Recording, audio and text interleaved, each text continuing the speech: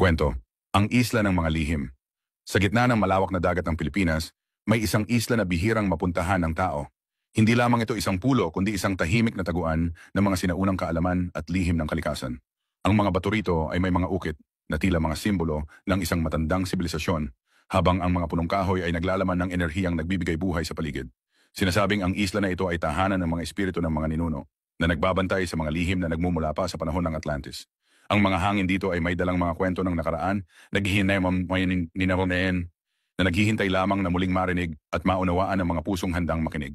Maraming kwento ang bumabalot sa isla na ito, mga panaginip ng mga matatanda, mga bakas ng isang sibilisasyon na lumampas pa sa ating pangunawa, at mga tunog ng hangin na parabang may mga aninong nagbabantay. Sino ang makapagsasabi kung ano pa ang mga lihim na nakatago sa isla ng bagong liwanag?